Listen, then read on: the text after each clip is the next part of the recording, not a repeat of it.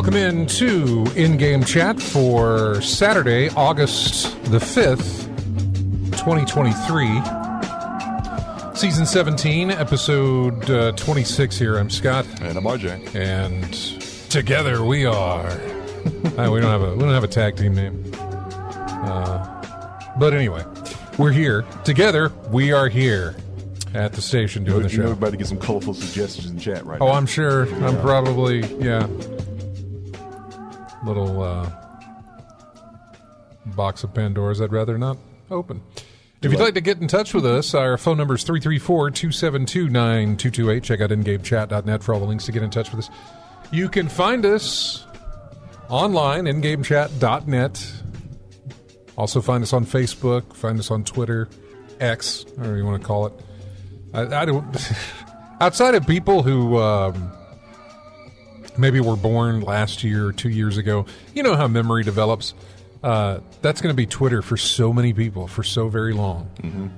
It'll never be X to them. It'll always be Twitter. And then you got kids who will have grown up with it being X and be like, why do you call it Twitter? It's X. You know? I guess. Whatever. It doesn't matter. Did you ever get reasoning behind that name change? Look at me. Pay attention to me. I don't know. I have no idea. Yeah. Hey, it's company now. Do whatever you want with it. Exactly. Other than, like, you know what? Talk about me in the news again. You've stopped for a minute, and I would like...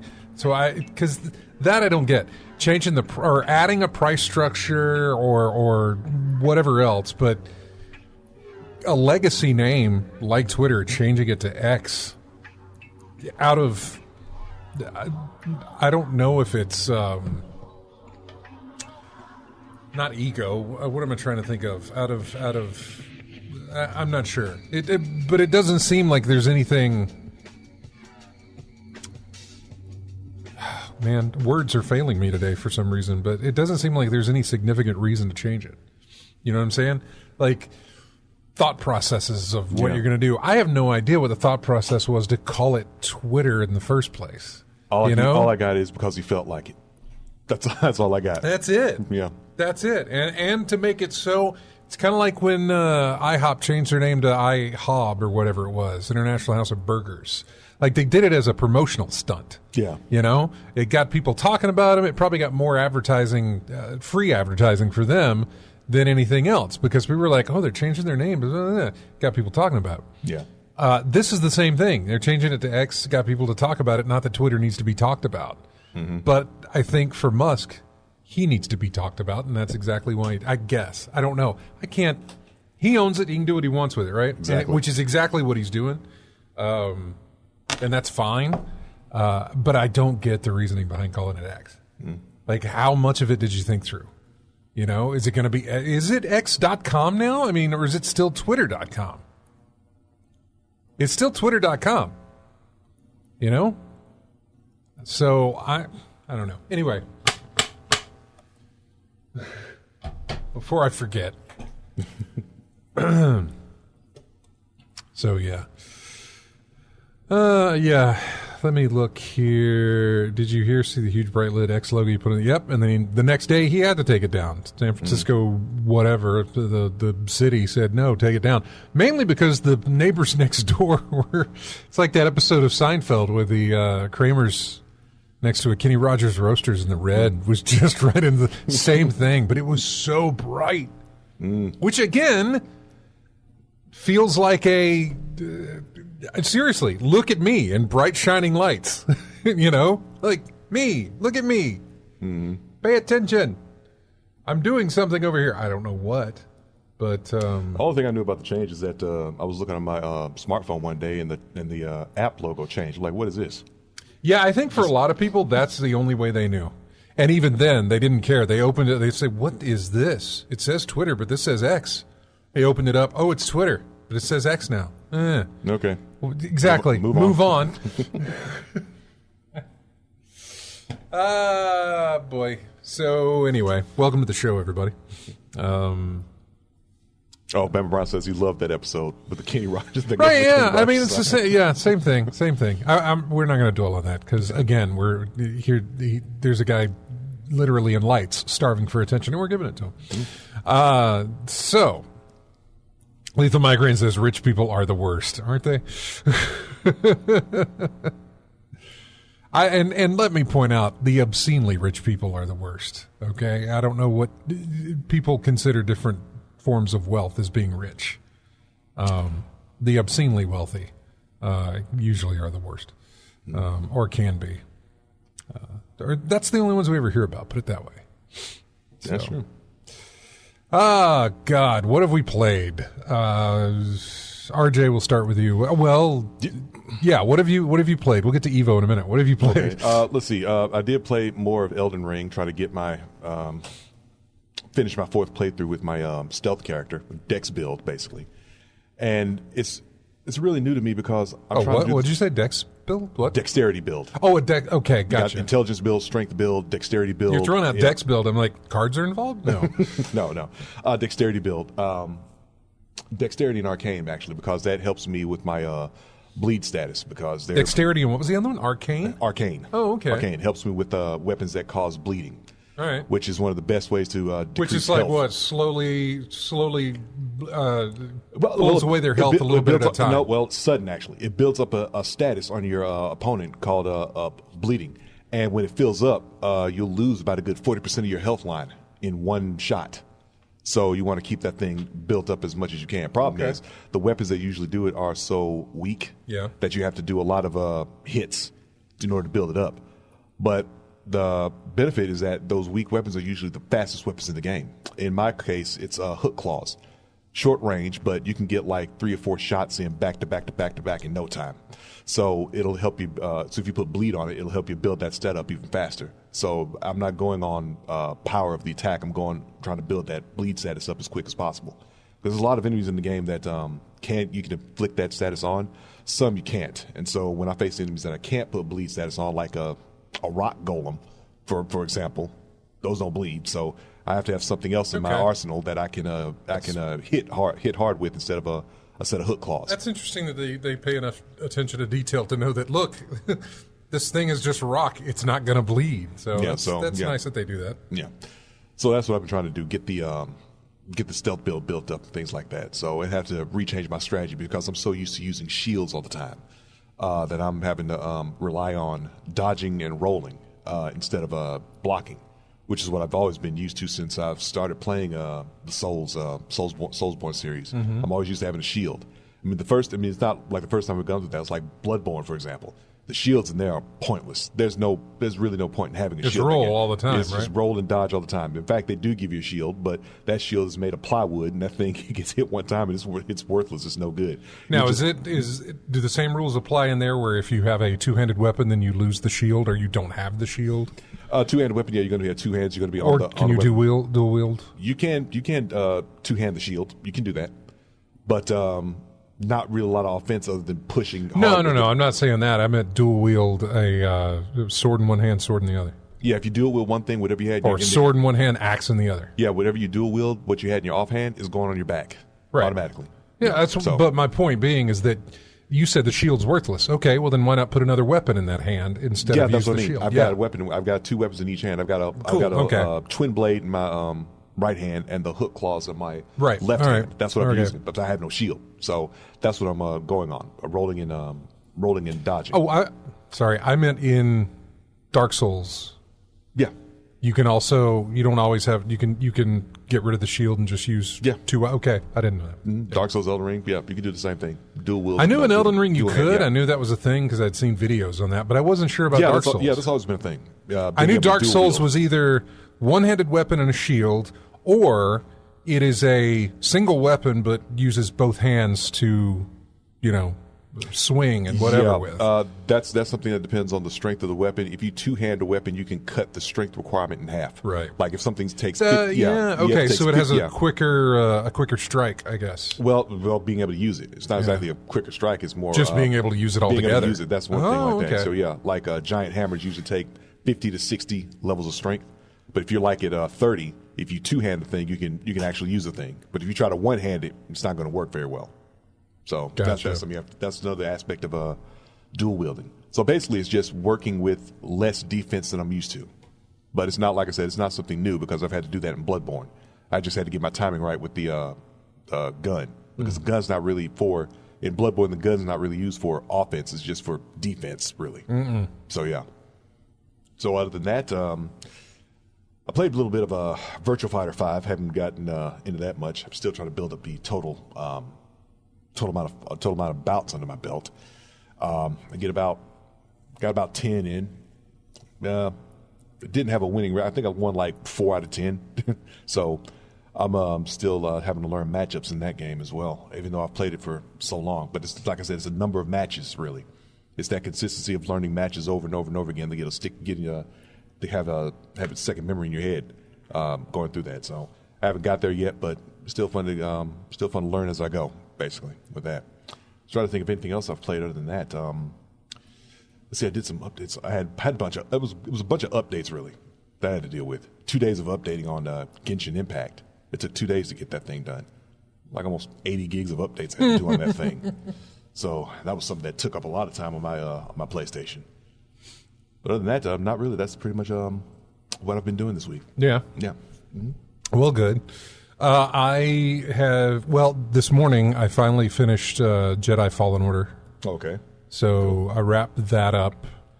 The map system got better in the sense that I got enough upgrades or improvements to my character to where multipathing became open to me rather than straight line. You know what I'm saying? Mm-hmm. In other words, it was straight line early on because I didn't have abilities that could help that I could use to get across large gaps or to grab ropes or swing or wall run or all these other things. Do you have abilities to grab a rope? You can get force pull. So like if a rope is out of reach, but if you're able to use the force to pull the rope to you, you can. Yeah. That's, exactly. So, and then you earn a double jump later on. So, again, helps you to clear large vaults and stuff like that. So, point being is that early on, it's very confusing because you're on a planet that when you look at the map system, it's massive. Like when you zoom out and look at these things, they're huge, just full of things, and it's all this stuff that you have explored as you're going about, and you're like, well, how do I get from here to all these things? And there's doors that are red. You can't go through there. You can't go through there because you don't have the abilities yet. So early on, that is very confusing as to how do I get back to where I was, or how do I get from here to there? Making your way into the map is one thing. Like making your way into a new planet is one thing because you are just going. And when you find a path that branches, you go and check that out, or you go one direction, another, whatever the case may be. Mm-hmm. You sort of reveal the map yourself. The problem is once you get to your objective on that map, if it's big enough, you've got to then make your way back to the ship. This is a massive complaint I have about this game, is that they send us out to do something, and then once we're there, we have to make our way back. You have to go back to the ship. You have to go back to the ship. You have to. You can't explore forward. Keep going. No. You can explore more of the map if you want to. Mm-hmm. Sure. But if you want to continue the story, you've got to get back to the ship. Okay. Yeah. Because you've got to then, you go back to the ship and you go to a different planet. You do this, you get upgrades, then you may come back to this planet. There's a lot of back and forth. Okay. Because again, you've acquired skills that now you can reach places you couldn't before on the planet. But my main complaint with the map stuff was early on. Once you get up to level, I wasn't as concerned with maps. But of course, once I got up to level, by that point in the game, when I get put on a planet I've already been, I'm not looking to explore. I'm looking like, where do I need to be? Yeah. And then I look at this map and I'm like, okay, if I take this route, I'll eventually end up to a straight shot to my objective. Mm-hmm. So that is what I do. Not going to explore, not going to get lost further into what I was doing. So, I finished that up. That was a quick ending. By that, I mean there was no epilogue. It was beat the bad guy, get the thing, get on your ship, save the day. Credits. I'm serious. Yes. So this is just a side story then. Nothing to do with the main story of Star Wars either. Anyway, has it? I mean, there's mentions of I think Yoda gets a mention in there, and Vader gets a mention in there. Actually, Vader doesn't get a mention by name, only by appearance. Okay, they're mentioned, but they're not in the game at all. So Vader is, yes. Vader is. Okay. Yeah. Spoiler, by the way. Okay. Then again, this game's been out for a long time, and the sequel is out now. Yeah, Vader makes an appearance. You don't fight him directly. I mean, yeah, you really don't fight him directly. So it's a cameo. Kind of. I mean, he plays an important role because you can try and fight him. He doesn't really do anything to you. Like, it puts you in a position where you're like, oh, God, I have to fight Vader. This is amazing. And when you start to, it kind of doesn't put you into a quick time event. I think there may be one where you have to like smash B in order to break the hold or whatever the thing may be. After that, it's a running sequence where it's like, oh God, get out of here before, as he chases you and all these other things. So you don't really fight him directly. Maybe in the sequel, I think you do. I don't think, no, there wasn't. The credits rolled, and I tried to press a button or two to see if there was a way to, move on past those credits, speed them up, something like that. I pressed some buttons and the screen went black and went back to the main menu and said, you've unlocked New Game Plus and blah, blah, blah. No epilogue, no after credit scene, nothing like that. Mm-hmm. Just boom, it was over with. I was surprised at how quick it was done. There was no go back to a different planet and meet up with all these other people. Oh, there was another, Forrest Whitaker's character. Is that Saw Gerrera, I think? I don't know. From Rogue One. Didn't see Rogue One. Okay. Great. It was a good movie. As where Star Wars is concerned, Rogue One's really good. Anyway, he was in that as well. So he makes an appearance. And yeah. Anyway, it's just interesting how it just ended very, very fast. Now, you're absolutely sure there was nothing after the credits?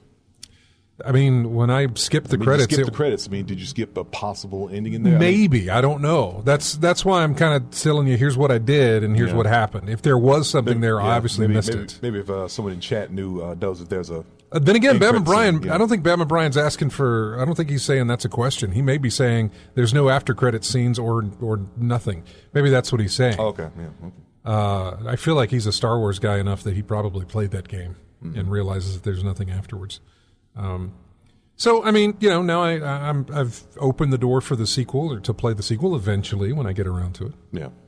I fired up Max Payne 3 because I was curious. I did that this morning. After I finished Jedi, I immediately uninstalled it, by the way, because I have no desire to go back through that. No replay value? No, not for me. Not for me. For a Star Wars fan, I think it'd be fantastic. If you're really into the Star Wars stuff, then sure, going through New Game Plus and finding out all the secrets and collectibles and getting the different lightsaber parts and things like that, you'd probably be just fascinated all the time. Yeah. Bam & Brian did play it, but he got stuck.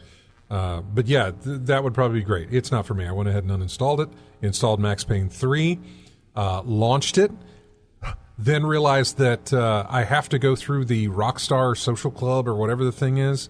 Like, Rockstar has a launcher now. So even though I bought this on Steam, and even though Steam can launch the game, it doesn't. It launches the Rockstar launcher.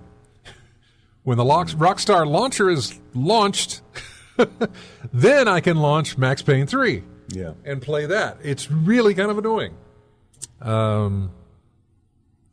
So yeah, I fired that up and saw where there is no save from any previous game, so I have no idea where I must have had to have been on a console.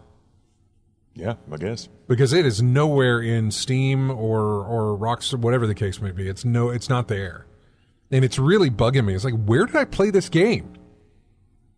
Must have been console, because unless you forgot that you played it before and deleted it off your system before, uninstalled or something. It'll be interesting to go back through this game here whenever I get around to it, probably tomorrow, because I'll be like, okay, I remember this. I remember this. I remember that. I'm curious as to how far I get before my memory's like, Okay, I've never been here. Never been here. Okay, so you remember the hotel at the beginning? I remember a nightclub fight because I know I played it twice. Okay, so I think it starts at the hotel. I remember the flashback to New York. Okay, that's what you remember, the flashback to the New York. Yes, when he dealt with the mobsters' kids. I'm almost positive. I don't know details. I just remember that it was the flashback to New York. Okay, and where he met when it was in the snow. Passos. He met Passos. I'm not going to remember names. Okay, his partner from Brazil. Dealt with them in the bar, firefight in the alley. Then it went to the graveyard where they started fighting there. And I want to say the mob Dom was in the graveyard where Max Payne had to. I think the final showdown was in the graveyard for the game for the flashback. Oh, for the flashback. The flashback in New York. Maybe so I remember the flashback, and then I remember. I want to say one of the last things I remember, but my problem is that in my memory, I don't know where this shows up in the game. If this is more further into the game, in between the beginning and the flashback, I don't know where it's at. But there is a lobby of a security company or a hotel or a art gallery or something where a dude with a massive machine gun and armor is, or maybe it's a helicopter that's outside, but there's like a lot of glass, but there's a lot of cover. And so you're going around trying to cover. What was Max wearing? I don't remember. A suit or I the feel like the a Magnum PI shirt? I feel like a suit, but I could be wrong. If it was a tan suit, then he was in the office building where they were trying to see someone on the upper floor. And I want to say it was either the UFE or some private militia, but yeah, you're pinned down in the lobby of an office building with a bunch of windows, and then you've got a bunch of cubicles as cover, so the cover doesn't last long. No, it doesn't. I remember that as well. He could blow through that stuff. Yeah, so we won't be able to hide in a spot for long. So yeah, they were trying to meet somebody in this building, and things went south. Well, everything goes south. This game, everything goes south in every chapter. If it didn't, you wouldn't have a game. Yeah. So. Yeah, I do remember that part. Then Max reaches another breaking point, and he goes to extreme lengths. This is why playing through this again is going to be interesting for me because all of these pieces that are in my head will start to fall back into place as to, okay, it's this, followed by this, followed by this. And I'm really, really curious. Did I ever finish this game? I don't remember. Obviously, pre-heart attack on this, so I don't know if that has something to do with it. This is an old game, so I have no idea. Yeah, but like I said, in the very beginning of the game, you do see the pre-COVID on this too, so I don't know where my memory You see the end. You near the end at the beginning. You see it during the intro of the game. Okay. Yeah. Well, don't spoil it. I don't remember any of it. Well, you'll see it when you play it again. You'll see it. I know. You'll see it. So it might stir something up in your memory. I want to say I do remember that because no, I don't know. I didn't finish the. Okay, you just have to start playing. I got to play it. Yeah, you got to play it. I got to play it. My describing it will do nothing. No, it won't, because I have no. Because I'll really reveal spoilers. Because I. Don't do that. Yeah, so I have no detailed memory of the game. Put it that way. Okay. I have memories of set pieces, but not details of those set pieces. Like I said, nightclub flashback, lobby. That's it. I know of the Brazilian shanty towns and stuff like that. I remember the fights were there only for the fact that that was most of the key art that was shown off at the time. A lot of the trailers showed a lot of that as well, especially the multiplayer stuff would show a lot of that. So I know that exists. I can't remember if that is something I've played or something I've seen. Yeah. So I don't know. Rooftops. I remember rooftops. I remember these things, but I don't remember. Like I said, the details are hazy, fuzzy. So anyway, Jedi Fallen Order, finished that. Old, I know. Did I try and play? I played more Destiny. I finished Destiny's practically done. I'm done with Destiny. I finished up my Grandmaster. I did my Solstice stuff. That's all done. Everything's finished. This week, yesterday, in fact, I logged into my Hunter, did a bunch of weekly bounty things and saved those. This morning I logged into my Warlock, did the same amount, saved those. Tomorrow I'll log in, do my Titan that way, do that, and save those. I'm prepping for next season, but I'm not prepping for anything specific next season. I have the time.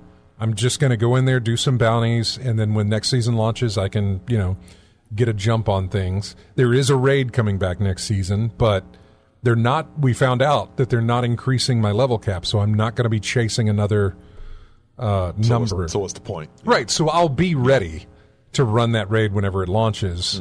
And so I'm again not prepping for anything, but I have the ability to do it, and so that's what I'm doing. So anyway, did that, and I don't think that there's anything else. Could be wrong. I feel like I'm wrong, but I don't think I am.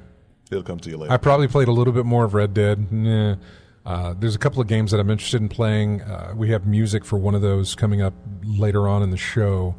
I think it's Vinba, I think is the name of it. It's I don't know what it's going to be. I'm not exactly sure what it consists of. Yeah. I've heard a lot of praise for it, and it is on Game Pass, so I'm going to play it there.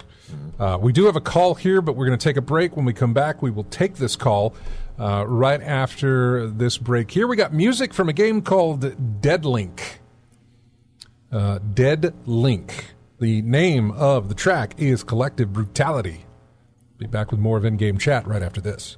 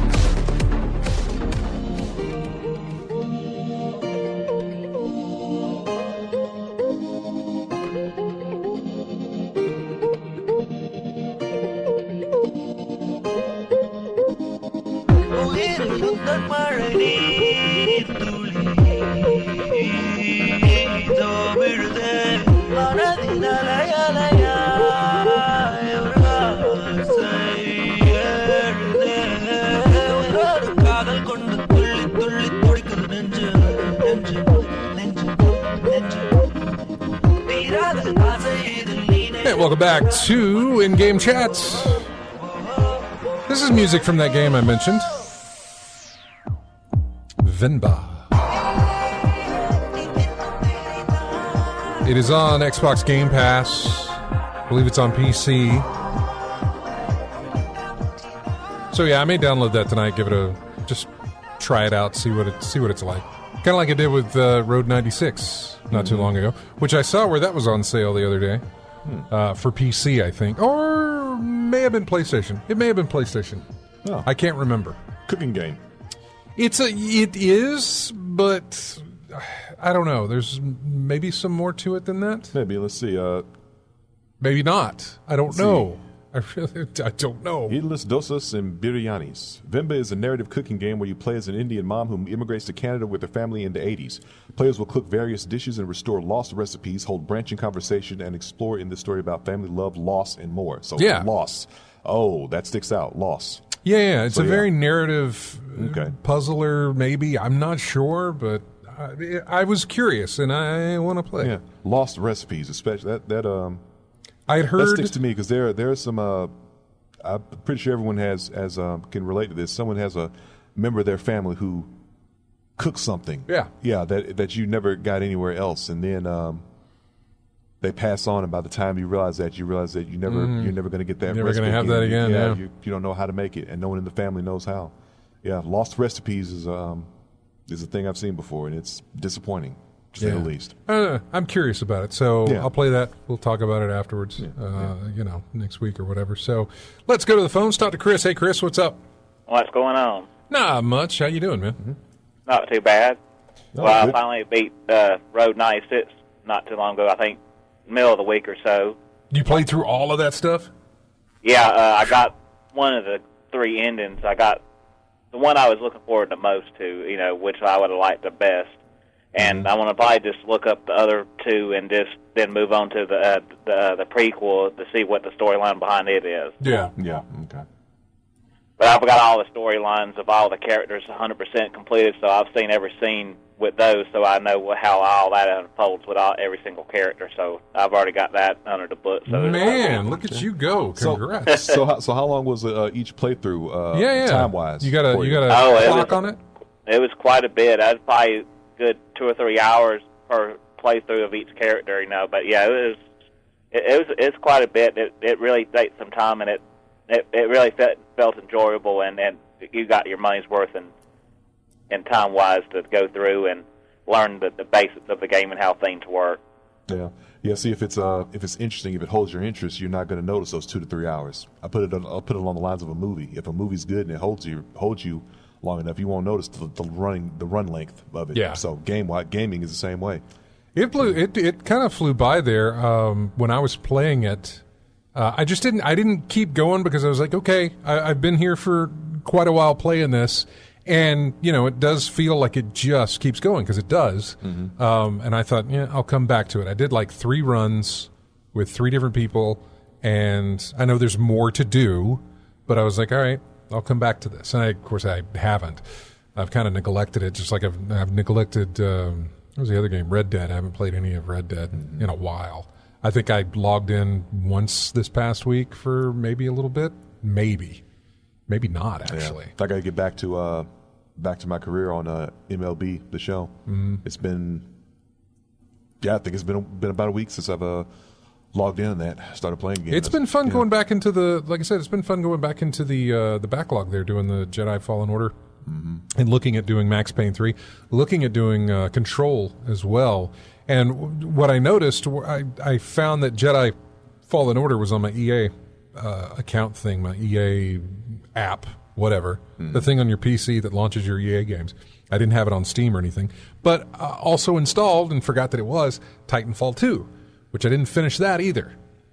Yep. And I've heard really good things about that for the single player. So yeah, part of our thing is that, man, me and you both, we've got so many games in our backlog. We got a bunch of unfinished business. Oh no, lots going through that, man. Lots, and it should be in the triple digits by now. And while I've heard Titanfall 2 has a very short sequel campaign, single player campaign, right, that it's a very good single player campaign. So, again, it's backlogs, and I'm looking to play some of that stuff there. So, and then eventually get to stuff that Chris has already played, like Final Fantasy, Diablo, and you're not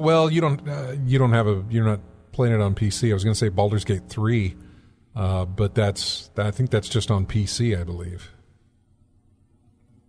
Oh, speaking of that, have you seen the little encounter with the feisty squirrel in Baldur's Gate 3? No, I haven't seen anything with Baldur's Gate 3. Is this a recurring character in the game? No, it's a random encounter. You come across a crazy squirrel that tries to bite you on the foot, and you can try to negotiate with it if you have an ability to talk to it or take violence against it. And it's real quick, like a 45 seconds to a minute, real quick little clip. You can just search for squirrel with the game, and you'll find it real quick. But it's very funny. And one of the other characters, I'm assuming, is a vampire, and he complains that there's a mess all over the place, and that was going to be a tasty snack. I'm looking at the thing. I think it's kick the squirrel versus become friends with it. Yep, that's it. So it'd be interesting to have some long-term consequence of your choice. Maybe something like it did in Resident Evil 4, like you can save the wolf or put it out of its misery. I mean, Baldur's Gate 3 is massive. Who knows? Perhaps it does. I have no idea. But It is massive in the amount of people talking about it, how much talk it has been getting, how much praise it has been getting. It is massive in how many people I see playing it. I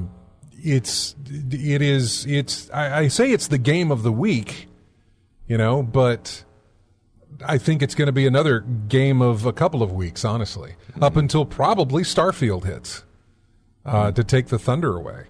Diablo released, and then after that, it was something else that hit. Final Fantasy 16 hit, and then after that, something else hit that people were looking forward to as well that I thought.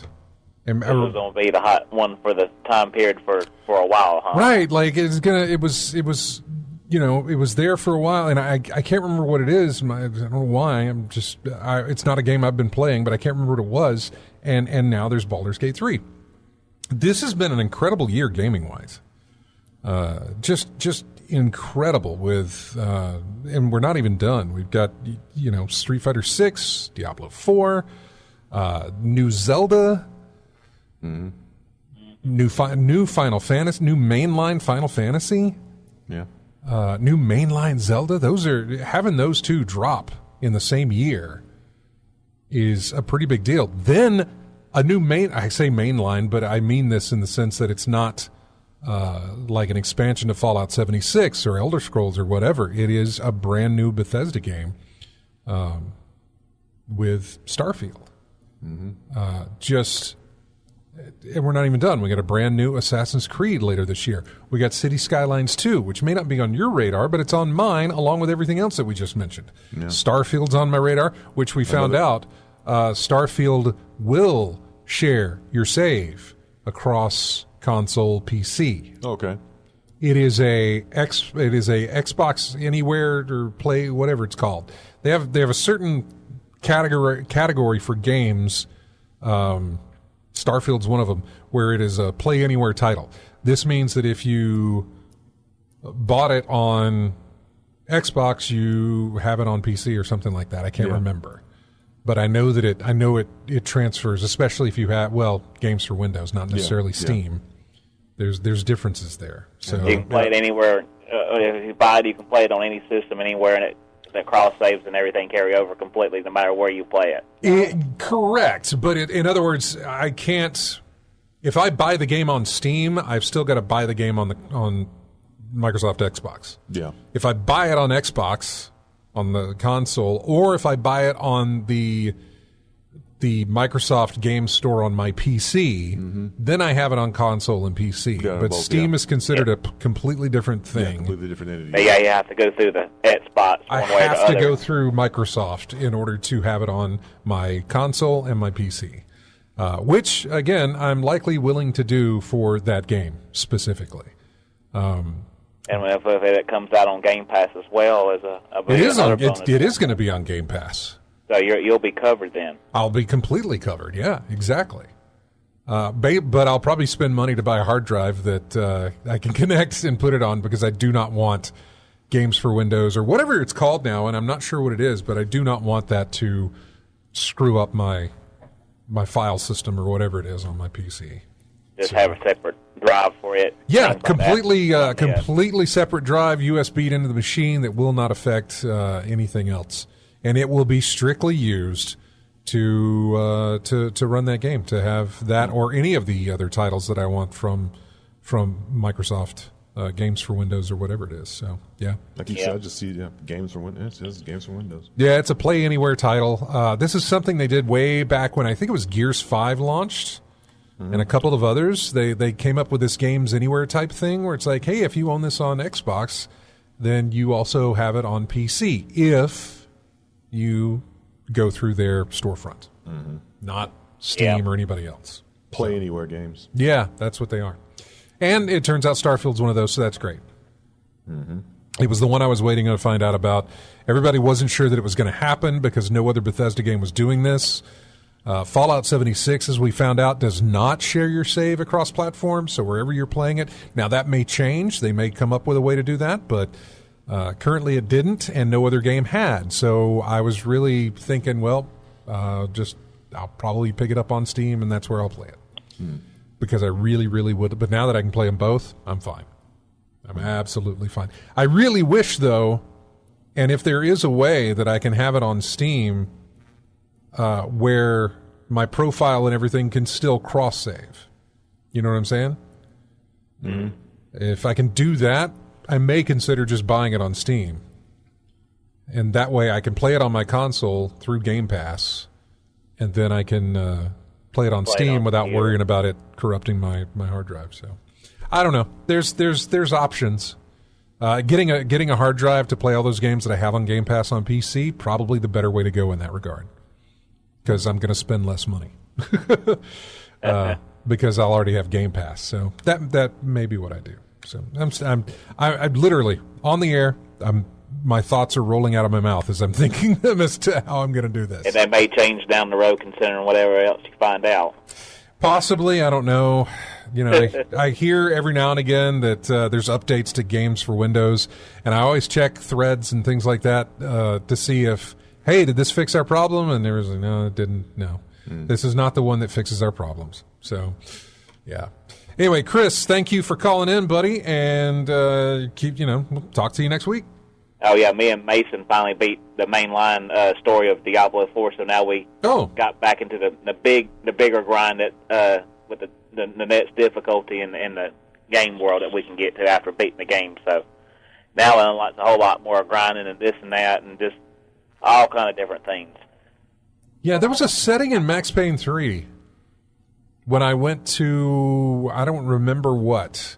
I think I clicked on New Story or something. There was something called Grind. I don't know what that is. I didn't go much further than the main menu of the screen. I just wanted to see if I had save states, which I didn't. But there was something called Grind, so I'm curious as to what that is. I don't know.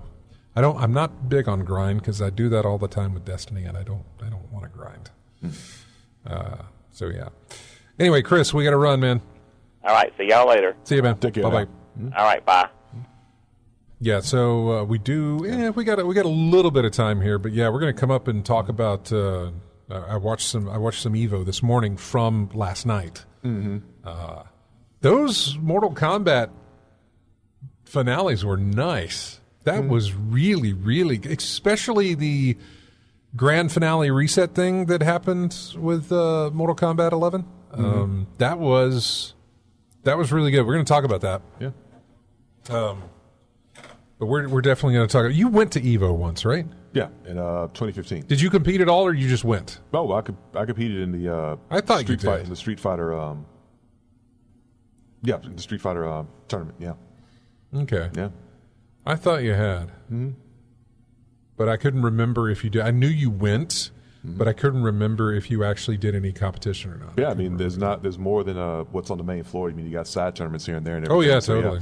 So it was a bunch of opportunities to get in there and play. I mean, look, you're spending X amount to sign up.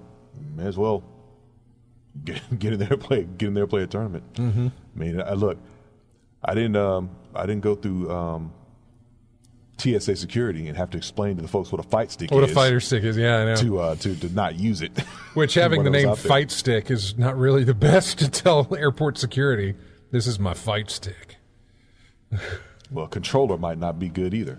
They know what it is. They can look at it and plainly tell that what you have. They looked at that thing and saw electronic device that I'm not familiar with. That's all. That's all I realized. Oh, that's true. Some of them look quite. This thing has 12 buttons intimidating, on it. Yeah. Yeah, this thing has 12 buttons on it and this lever. So what is this? Yeah. Jumping back for a moment to Starfield, I've got the article here. It looks like Starfield will be taking advantage of the Xbox Play Anywhere feature. Through this, owners of Starfield will be able to swap between Xbox and PC without having to buy copies of the game for both systems. This update was noticed by the Starfield Beyond Twitter account, or X account, a profile that chronicles all things related to Starfield. So let's see. For those who don't know, Play Anywhere lets you own a game on Xbox and Windows-based PCs at no additional cost. This also means your saves will carry over between systems, so you could literally start playing on one and smoothly transition to the other without any fuss. With Starfield offering the Xbox Play Anywhere feature, it pretty much means you can have 2 copies of the game with one purchase. Maybe not everyone will benefit from being able to switch playing Skyrim in space between console and PC, but it's a little neat bonus if you're into that sort of thing.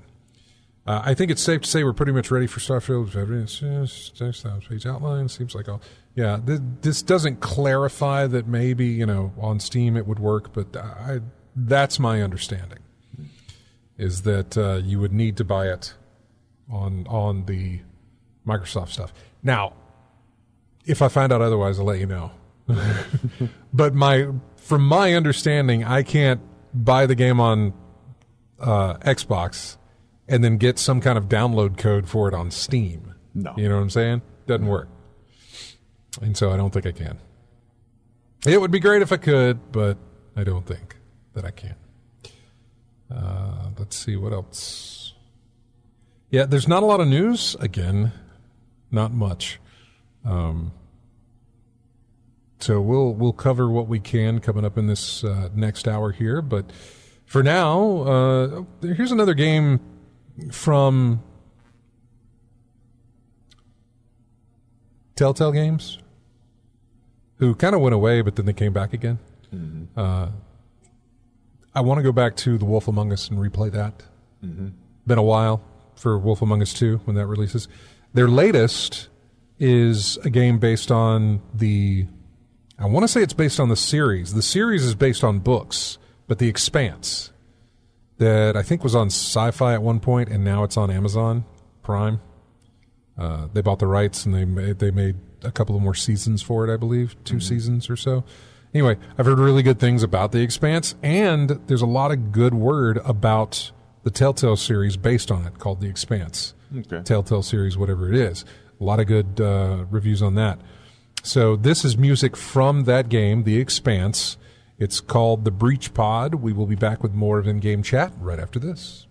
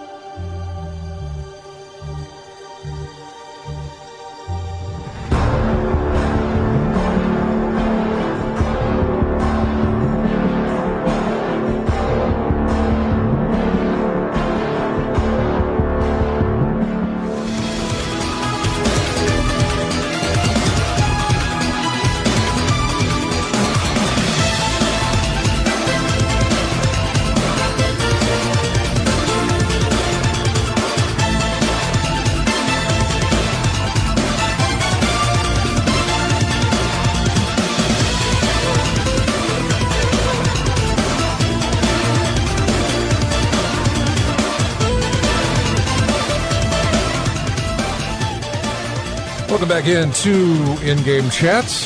That is a real busy tune there, isn't it?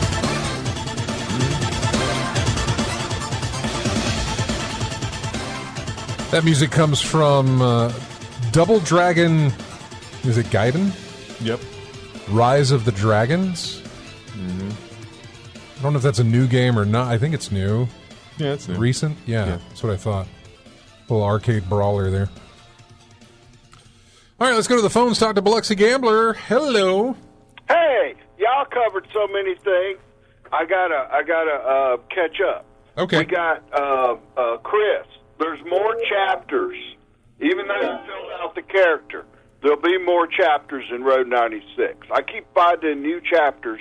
I've played through it, I don't know, 7 times now. There's always a new chapter. And there's the prequel stuff too, right? Did you ever pick that up? I'm going to get to that. Okay. Mm-hmm. Sorry, didn't mean to rush you. I'm going to get to that here, but let me tell you. Well, wait. Oh, on the controller, RJ. Mm-hmm. What I used to travel. I lived on the road for 8 years. I was on airplanes all the time, off and on. And I carried. I would carry a handgun.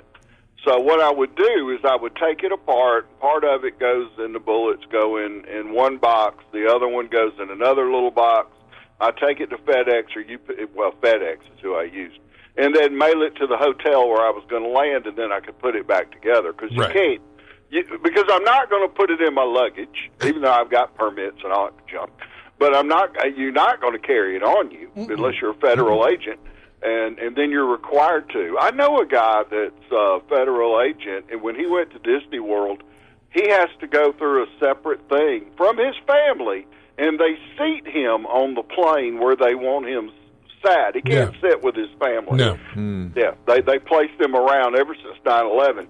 But anyway, so I just mail my stuff to where, I call it mail, but it's FedEx. It's not the mail.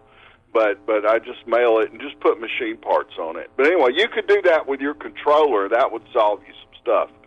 Now, on the credits, I love reading credits. I think the credits on that Rogue One, it had like the winning number for that $1.5 billion. You should have read it.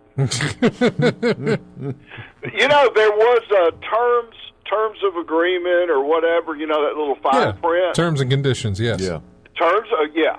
And nobody reads it. Nope. And I saw this. It's been a few years ago. Somebody read it, and it was embedded in the fine print that if you contacted them with at this email address, we'll give you yeah. And they got like $10,000 or something. Yeah. If you've read all of this, we'll give you because it was so much to read, and it was in the fine print, and I think it put them into a drawing. I don't think it was like, you read this, you win this. Like first come, first serve, I think it was like if you do this, you get put into a drawing, and then they drew. But there was very few people who were in that drawing. Yeah, I bet so. So your odds were really good. I mean, I saw something like that with remember there was an old game on the Genesis years back called Arrow the Acrobat, and they had a advertisement in EGM. And it had this long text. Electronic Gaming Monthly, by the way. Yeah, it had this long text of dialogue in there, right? That it was in little print. Yeah. And they figured no one was going to read the thing.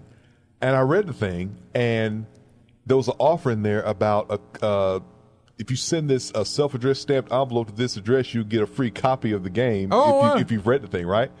But I wasn't interested. Oh, you weren't interested in the game. game. I just didn't say, oh, that's nice.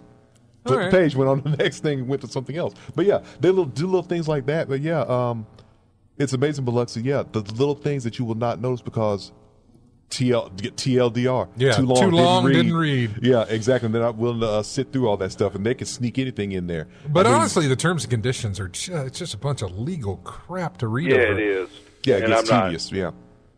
But what I do enjoy about the credits, particularly on your larger games like Red Dead Redemption, I read it. I read those. Now I didn't read every word, but it was interesting to see they have a USA team, a Canadian team, a UK team, a Poland team, an Australian team, a Tokyo team, a Hong Kong team. I'm like, how many people are working on this game? A lot. All over the place. Tons of people. A lot. Especially with the localization and languages set that they got to do on each game. Yeah. When you're talking about your AAA titles, there are a lot of people who work on those. It's games. It's a literal movie budget type thing. Yeah, it's a massive amount of people. Yeah. And I'm like, I got this whole game for like $79. The first run of it, right? Yeah. And it's like, and all these people get paid out of the $79. Man, what a bargain that is! Right? Yeah, I know. They all do, but I mean, that's as far as I know. There's no union in games right now. No, they talked about years back how people would the ridiculous amount of hours that gaming programmers and art designers go in there. There's two things that I'm familiar with, I know of, that really need to unionize, and I would say that is video game developers or people that work on those sort of things, and you may laugh, but professional wrestlers. They need to badly. They need to form. Well, I'm the man for them. I was a union representative for 18 years. Oh wow, man! But I enjoy reading the credits because it's just interesting. Hey, the people that put the time and effort, all those people are very appreciative that you sat through those credits. Yeah, but a lot of the names I couldn't pronounce or Right. understand because they're different. Like they're from different countries. They have different. I don't know how to pronounce some of them. Right, That's yeah. what I'm saying. Like Indian names where they got a lot of syllables, kind of all put together. Yeah. But on Road 96, Yeah. I was holding my breath during the beginning of the show. I was hoping RJ, please don't say you played, because he was going to play the prequel first. Please don't say you played Road 96 Mile Zero. Please don't say. Last Saturday after the show, I downloaded, Road 96 Mile Zero, because I found out about it. I didn't even know about it except through your show. Yeah. And I downloaded it. And I'm telling you, within an hour, I just yelled out, "No! RJ, don't play this game!" Is it spoilery or something? You can, what now? Is it why should he not play it? It has nothing to do with Road 96. Chris, Road 96 Mile Zero, he'll be able to back me up on this. What Road 96 Mile Zero is, you were talking about all those new games we got this year? Yeah. Well, that's because we had COVID for 2 years, so everybody just stayed home and did coding, because they can work from home. But anyway, Road 96, they had this stupid, futuristic skateboard game that is not based on any kind of physics or anything. And it's just like psychedelic and wow. Okay. It looks cool if you're into that. But I'm not. It's basically a reflex game on the keyboard. And I'm not into reflex games on the keyboard. I'm into, narrative, story-driven, or mysteries or something like that. Yeah, I'm reading the description here. Mile Zero is a story-driven prequel with some surreal rhythm action, which is very strange because I don't remember having rhythm action playing Road 96 itself. No.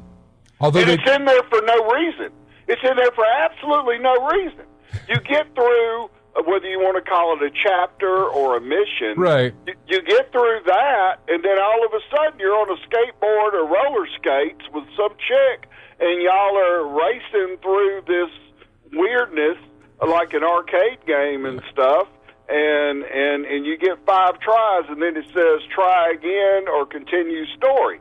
So I just let it go, and then 5 times I continue story every time. I don't want to play a skateboard game, and there is none of that in the original Road 96.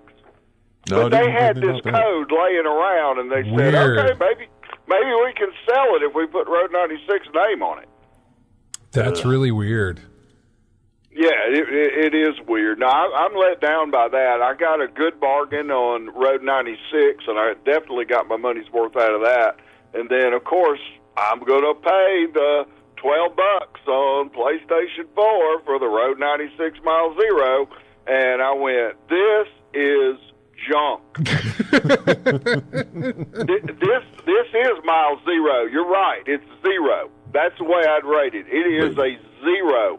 You got your money back out of me that I got off of you for that great game, Road 96. And I'm at the last, all I need is one more code. I'm at the very end of the game. And I need one more code to go in one more place, and I'm deleting it off the console. This game is junk. It's done. All right, Fair man. enough. Fair enough. That's great.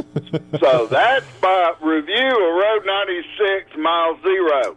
RJ, if you're going to play Road 96 first, or otherwise you're going to think... Yeah, don't get a bad impression of that.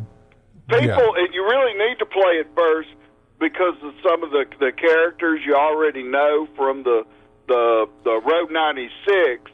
You see some of those characters again, but only just for a minute or two, and then all of a sudden you're back on a stupid skateboard, and it's just how fast you can push the buttons. Okay. So it's crazy. I hate it. It's awful. Because if you play it first, you're going to think, I think Biloxi Gambler drinks or something. This game's me. But anyway, all right, so I got that out. All right. But thanks a lot, guys. I'll talk to you later. All right, buddy. Take care. Bye-bye.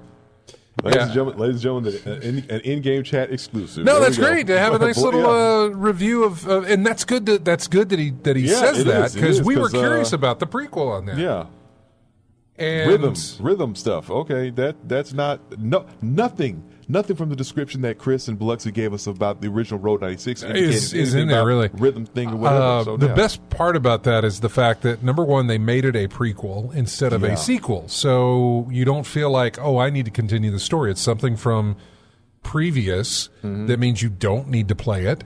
It's also seemingly like, here's some things we had ideas for. We didn't flesh them out, but we did finish them, polish them up, and now we put them in this little DLC here that is take it or leave it type of thing. It is not necessary to have played that in order to get any more enjoyment or any more information or really anything out of the main Road 96 game. So there you go.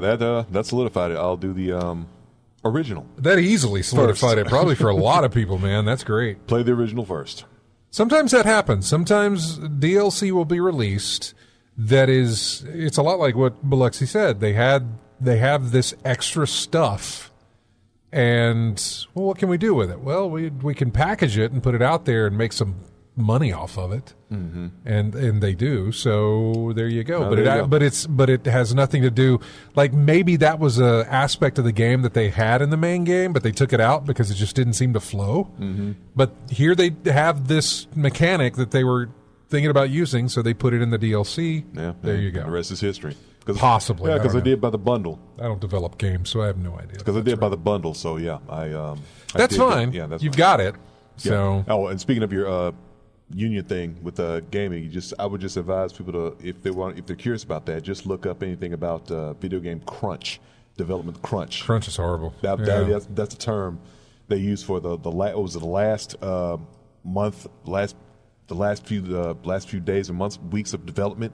That's when all the time gets like you get in that crunch of development time, trying to crunch a whole bunch of time in a very small window, and it takes its toll on people. It's a draining thing. They pull. I don't know the hours. 12-hour days. They sleep at the office because they are too exhausted to drive home. Yeah, I looked at and they got to be back within ever how many hours to start again. Yeah. It is a horrible environment. Yeah, it's like I've seen the background of the making of I want to say one of the Mortal Kombat games, and it started at like 9 a.m. and then the things ended at midnight. Yeah. So the long multiple double-digit hour days. It's like doing a close to open shift. Yeah. At a workplace. I don't doubt that some companies go 24 hours a day with throwing like, okay, you go home, but we got to bring somebody in to replace you to start working here, and then you get your rest, come back in, and I mean just a constant around the clock thing, which is one of the things that unions will be able to do is to I think that would be the first thing on the table is no crunch. Mm-hmm. I know Cyberpunk. Well, I say Cyberpunk. CD Projekt Red, who developed Cyberpunk, I know they got into a lot of heat for the amount of crunch they put on their developers. Last of Us is another one that took some heat for the crunch that they did. A lot of them like to say, "Hey, we're a no crunch environment," but eventually the crunch creeps in. It gets there. And I don't put it necessarily on the development houses as much as I do the publishers. Because they're pushing the Naughty Dog would not do this to their employees, but Sony would require this of Naughty Dog to do it. They're pushing a deadline on them. Yeah, we want this released by this date. Yeah. So, whereas CD Projekt Red is self-published. This is not a game that was published by anybody else, so they had the ability to hold off on this, and they delayed the game plenty of times, but they were still putting in crunch in order to get there. And because they put so many delays on the thing. They really didn't have to do that. In fact, obviously, as we saw when the game released, they should have taken some extra time. Yeah. To get that thing. Or No Man's Sky. Was that the situation with No Man's Sky the first time around? I don't know about crunch in No Man's Sky. I'm not sure. Okay. No Man's Sky was just a thing where the lead developer was out there doing interviews talking about all these things the game can do, and it couldn't do any of those things. Mm-hmm. It eventually got to the point where it could do those things, but at launch it couldn't.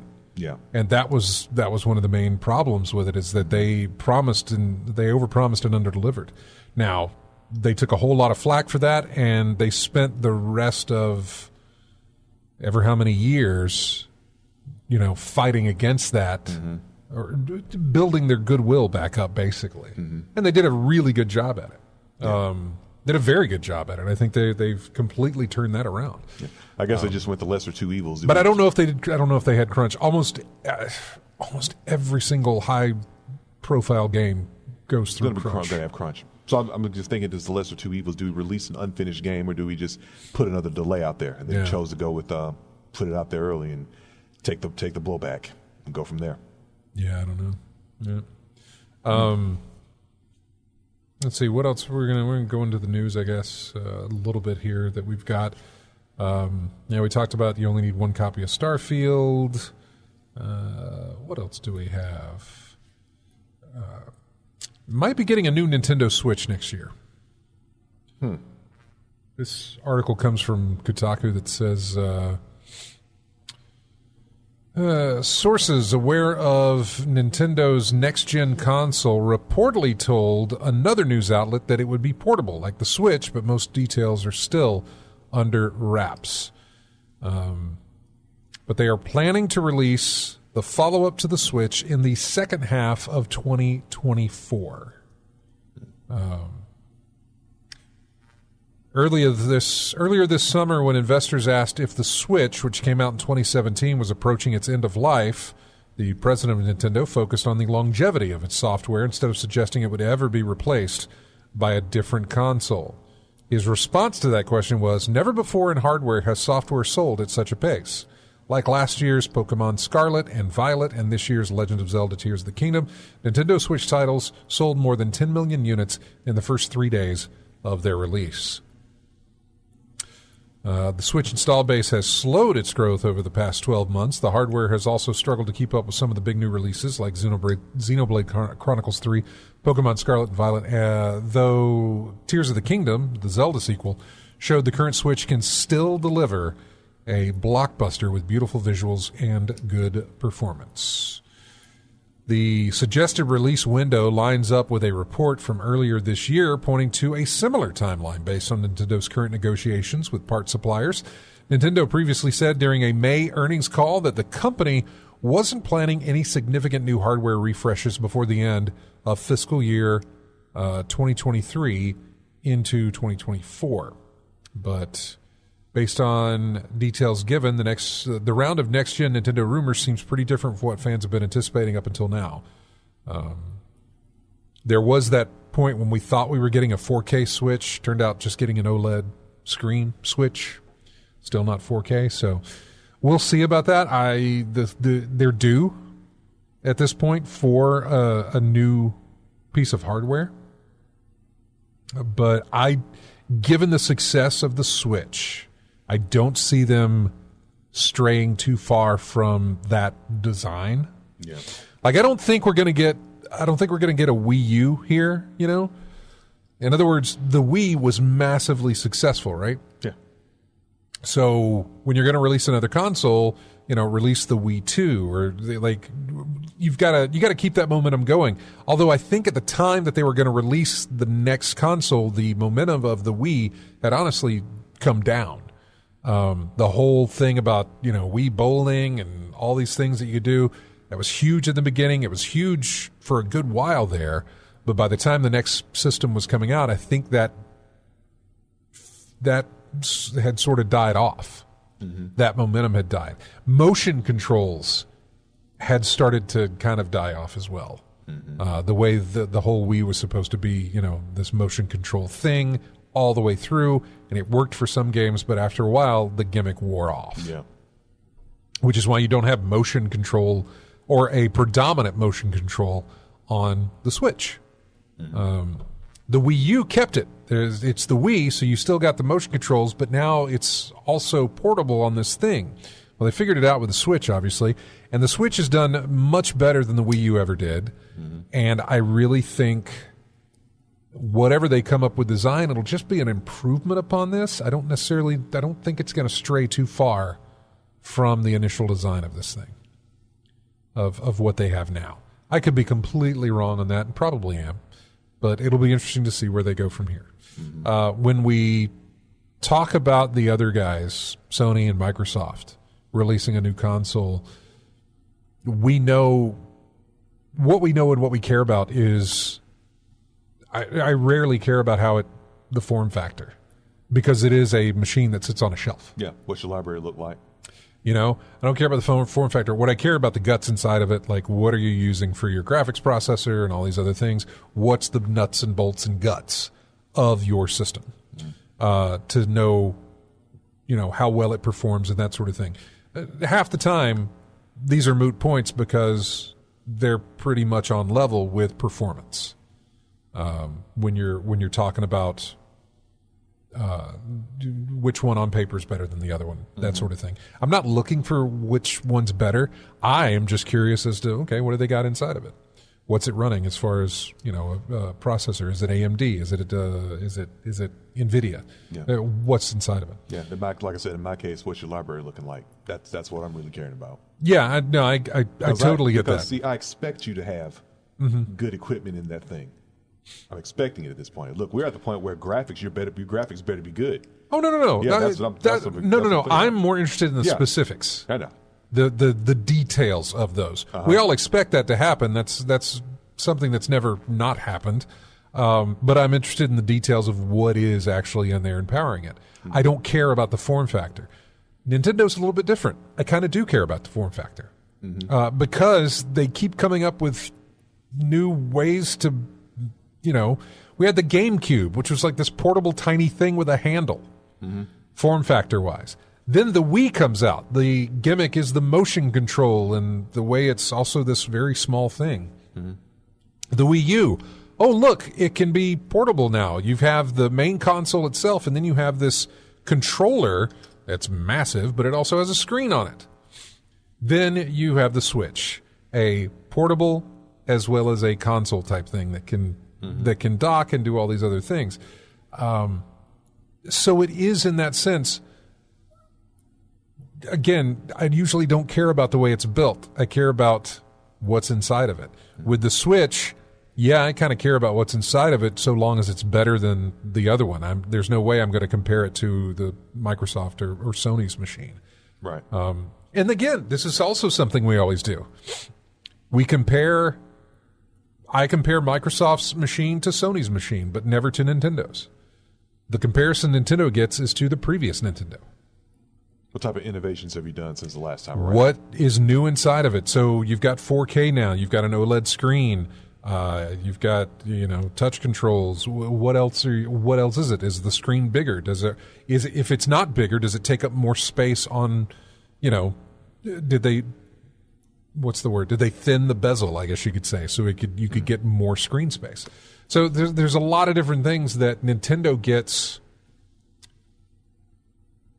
sits outside of the way that I look at other consoles. You know what I'm saying? Nintendo sits on the, and they always seem to have done that. There was a time where Nintendo was in the running as far as comparisons to Nintendo, Microsoft, Sony. I think when the Wii released, likely, is when they broke away from that. And now they're compared within themselves. They are not in any kind of a running against Sony and Microsoft. They're separate. To me, that may not be the case for everybody else, but to me, they kind of stand alone and compared to themselves. I guess the closest one would be that what's that thing? That Steam Deck. Steam Deck? Yeah. Yeah, and what's the other one from the Rogue Ally? Yeah. Portable. The portability. Yeah. Anything that has portability, that's what they're going to be compared to. Yeah, I mean, the Switch. That's the innovative factor of the Switch. The Switch is the portable factor that the Microsoft and Sony's consoles don't have. So, AC Wraith says, when I was a console gamer, I went for the largest library. Nintendo was never in the running. The reason I stuck with, I never bought a Wii U. I bought a Wii U used long after it had done whatever because there were modding possibilities with it. Yeah. And I actually started to go down that path but never finished. But the reason I kept coming back to the Nintendo, I guess, landscape was the design. Yeah. Now, the GameCube was not that case. The GameCube was because of Eternal Darkness, was because of games that were being released exclusively on there. Eternal Darkness, Mario Sunshine, which is weird because I thought that would be great and I really didn't like it, but yeah. I was kind of looking into it for the remake of Resident Evil. See, Resident Evil was the other reason, and Rogue Squadron from Star Wars, which was really, really cool at that time to play that. So, I mean, that's what got me into the GameCube. The Wii sold itself based on those motion controls. They go, I got to experience this. Skip the Wii U, right? Because I didn't do anything with the Wii. GameCube I had a really good library with. The Wii, very small library. Very, very small library. The Wii U, never bought. And then after that, it was the Switch. And the Switch was basically like, oh, wow, that's cool. It's portable, and I'm going to get this. You know, even though I said I wasn't, I eventually ended up getting it. Yep. So on launch day. So I suppose it's kind of a mixture of the gimmick and the games that pulled me into Nintendo. And I think I'll be there for whatever the next Switch does, whatever the next thing Nintendo does. I'll likely be there. It'll be interesting to see what they do. This will be the first. This will be the first follow-up, obviously, after the course correction that the Switch did off the Wii U. Wii U did not sell great. The Switch sold phenomenally well. Yeah. So it's like, okay, we've been here before. The Wii did fantastic, and then we released the Wii U and it didn't work. We released the Switch. It did fantastic. Let's not follow tradition. Yeah. So how do you do that? Do you improve upon the Switch, or do you design something completely different? I want to say, look back what happened between the Wii and the Right. Wii U, and you Exactly. see the mistakes you made there, and make sure you don't make them with the Switch. But And adjust for the times. Yeah, I where they know. are now. I know. It's going to be interesting to see how that shapes out, and I'm very interested to see what they decide to do with that. We're going to take a break, and when we come back, we'll have the final segment here. We've got music here from Grand Emprise, which I know sounds weird. It feel like it should be Empires, and they misspelled something, but Grand Emprise, I guess. Is it Empires? And maybe I misspelled it? It can't be. I'm looking this up now. Nope, it's Emprise. Okay. This is Egyptian era. I don't know. It's a time travel based defense thing or something. I don't know. I needed music and found a game. So we'll be back with more of In-Game Chat right after this.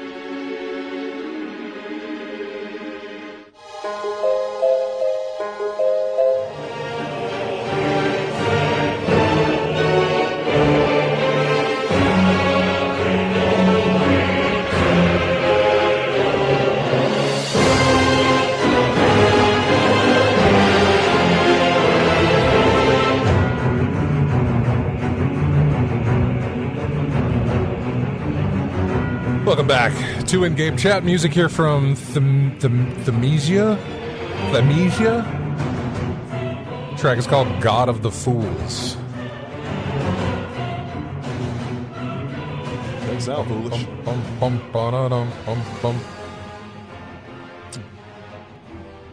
Oh, in the break, apparently something, I guess it was revealed at EVO, probably, Fatal Fury. Yeah, Fatal Fury City of the Wolves announced. Yep. There's a quick little teaser that was shown. Yeah. Like 30 seconds. 30-second teaser. People have been clamoring for a sequel to Mark of the Wolves. Released back in the day. It was had a pretty good fan following, so I'm sure they're happy right now. Oh, yeah. Oh, yeah. Mm-hmm.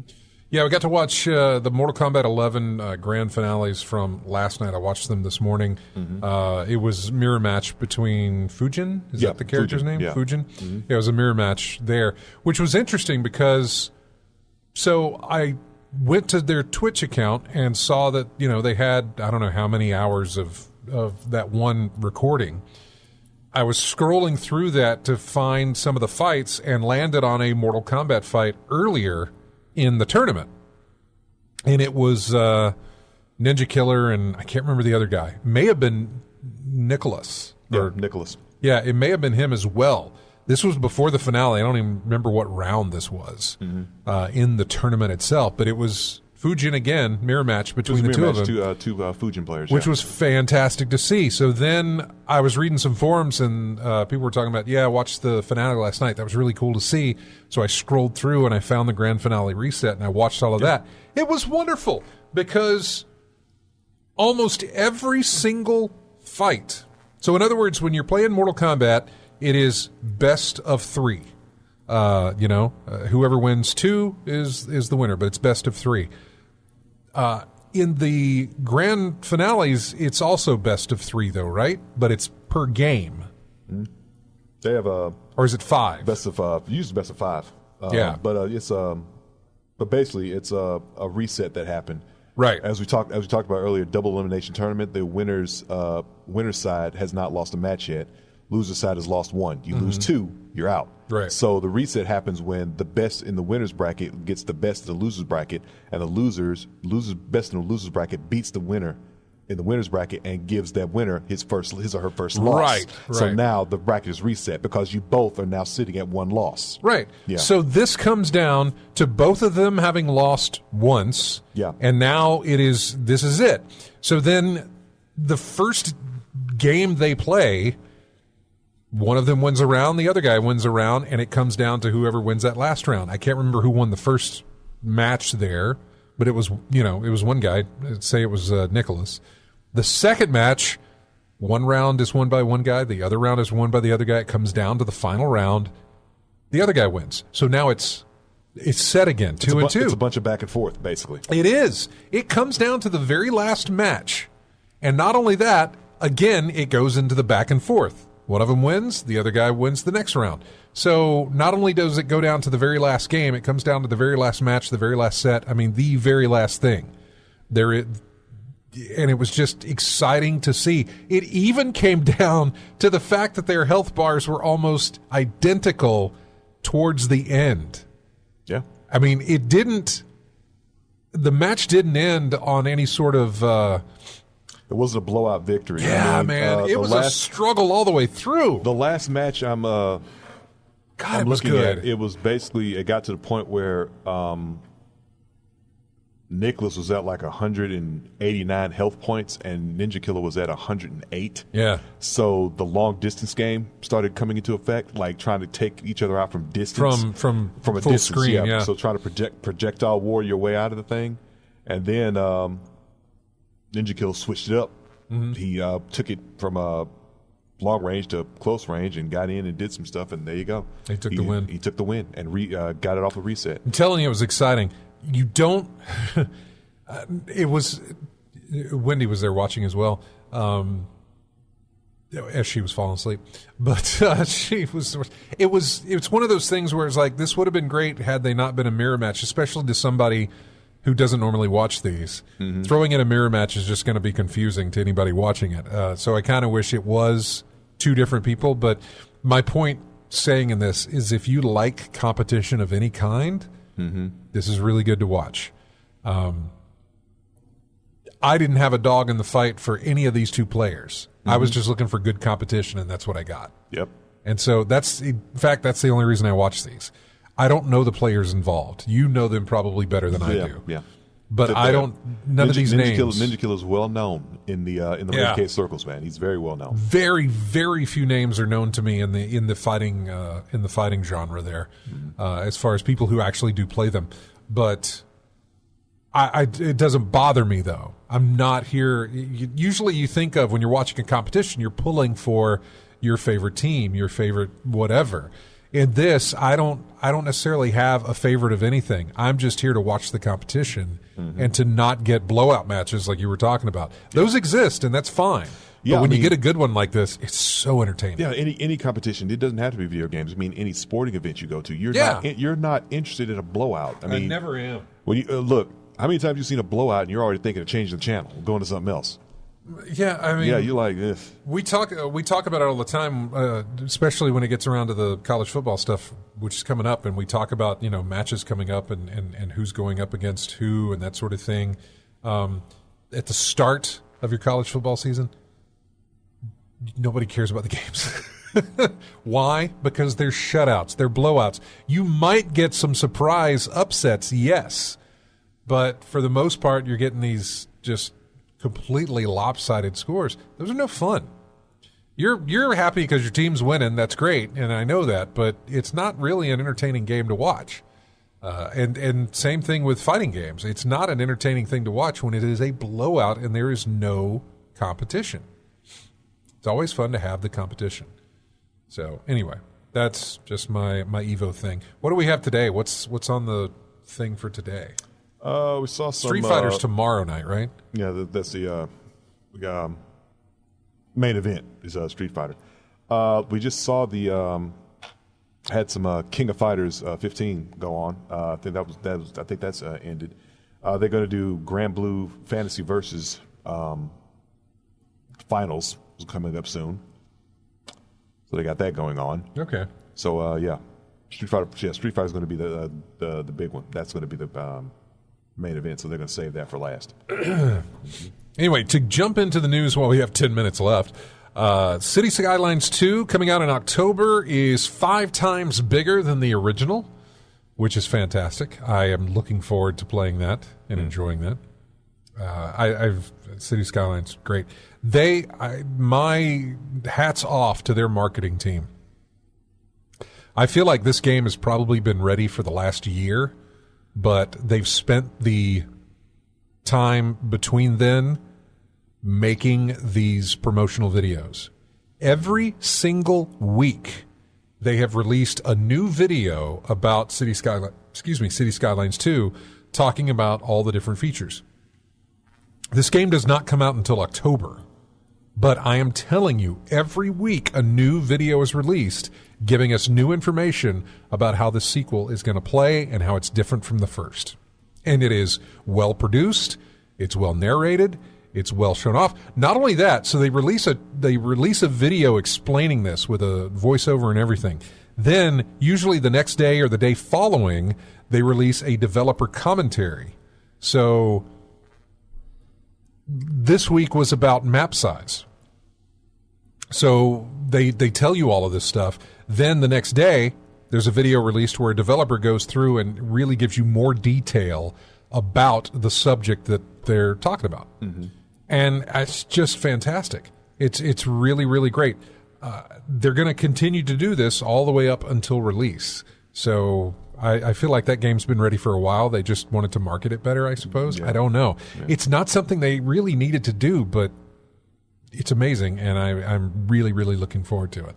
Mm-hmm. Let's see. Assassin's Creed Mirage is 3 times shorter than Valhalla.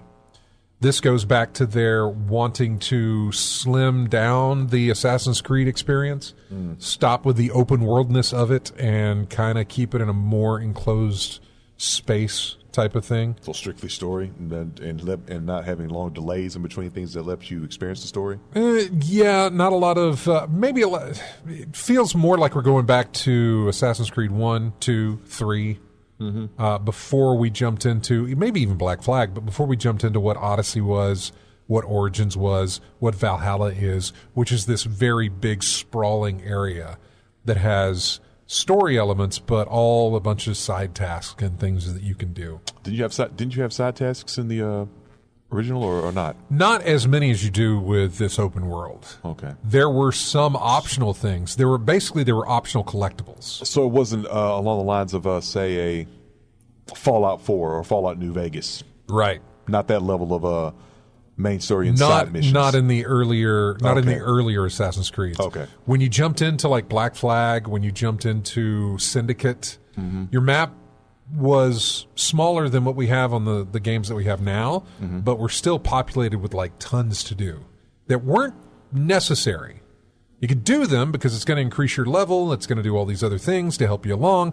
You didn't necessarily have to do them. It's also, involved the story and that sort of thing. So, but you didn't have to do them if you didn't want to. But I'm looking forward to going back to the more focused Assassin's Creed. I really, really am. So just decrease the size, but increase the focus on what you need to do. Okay. Hasbro wants the old Transformers games to return, but Activision says they can't find them. According to the toy company behind the popular robot franchise, Activision has apparently lost the games and doesn't know where they're stored. Released in June of 2010, War for Cybertron was a well-received third-person shooter that got an equally great sequel called Fall of Cybertron in 2012. I will tell you now, both of them were great. What made the first two games so memorable and beloved is that they told their own stories about the origins of popular characters like Megatron, Optimus Prime, while featuring combat that included the ability to transform into different vehicles. Sadly, in 2018, all these Activision-published Transformers games were yanked from digital stores, making them hard to acquire and play. In 2023, Hasbro now wants that to change, suggesting the games would make a perfect fit for Xbox Game Pass once Activision eventually finds them. Never got a physical release? They did, yeah. But okay. They need the code. That's the problem. No. Yes, it got a physical release. Yes, there are people who have physical copies of the game on, on disc or whatever, but they don't have... Can't retro. They don't have the code for it. I'm not sure exactly how that works. I'm not a game developer. Yeah, I mean... Because I know the idea is, well, then just go get a copy off the game shelf and get the game itself and do whatever you. But do apparently to that's re-engineer. That's not how it works. Okay, it's not how it works. Okay. Well, I would think that they would have done that, right? Should have done that. Why? Oh, wait a second. Hang on. Here's an update. 24 hours after the original publication of the story, Activision's CCO of Corporate Affairs tweeted that the publisher has always had the code and that it was never lost. Oh, wait a second. These headlines are wrong. We have the code. It's not lost and never was. Hang on a second.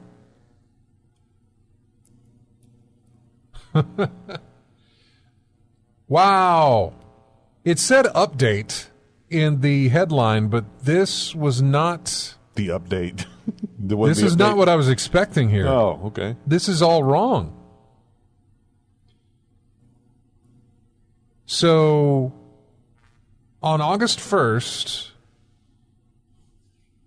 Stephen Totillo from Axios got a response from Activision pointing him toward a comment from Hasbro. To clarify, comments that suggest Transformers games have been lost were made in error.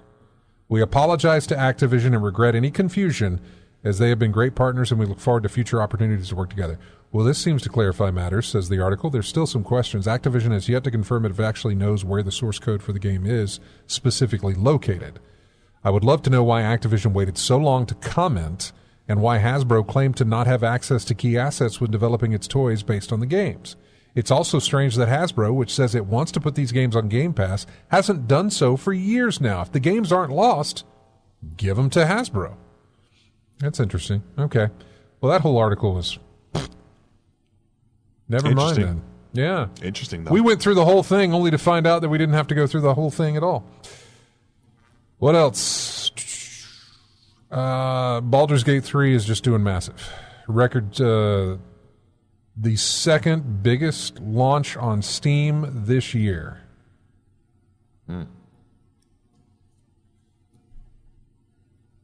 It's not only currently Steam's top-selling game, it's also ranked near the top of the platform's most-played games. The concurrent player count on Steam peaked at a massive 472,000 players. Whew. I'm telling you, my entire friends list, it's nothing but... Is that a record? Baldur's Gate 3, Baldur's Gate 3, Baldur's Gate 3. I don't know.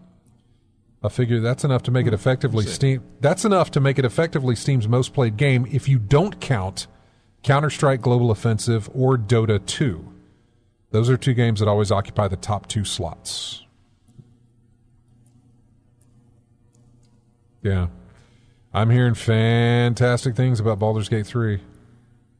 I will probably watch some review videos just to get an idea of the gameplay. I know it's the 3rd in a series, but my memory is shot as to what I can remember the first or the second playing like. Much less looking like, I'm not sure. So I will definitely look into that. We're about done, my friend. I want to thank everybody that called in, Biloxi Gambler and Chris. Thank you so much. And I guess that's it. Going to watch some Evo, going to play some games, and be right back here next weekend as well. Hey, thank you, everybody, for joining us in the chat room, and everybody who have been listening on the stream and on the radio. We appreciate it. Everybody who gets our show every week from iTunes, we appreciate that as well. Join us on YouTube. Subscribe there, our iTunes, and wherever else you can find this show when we put it up for podcasts. Subscribe to us. Join our Discord. Join our Twitch. All that fun stuff. And thank you, everybody who showed up into the chat there for the stream. Z Keys, Revo, Vimercy, Michael, Lethal Migraine, Kata, Evans, Drunk Degenerate, Strapsnat, Deathful, Commander Root, Bama Brian, 01 Ella in there as well. Thank you guys so much. Here is music from Disney's Illusion Island. This is called Peahen? Anyway, Peahen. Yeah. Yeah. See you next Saturday.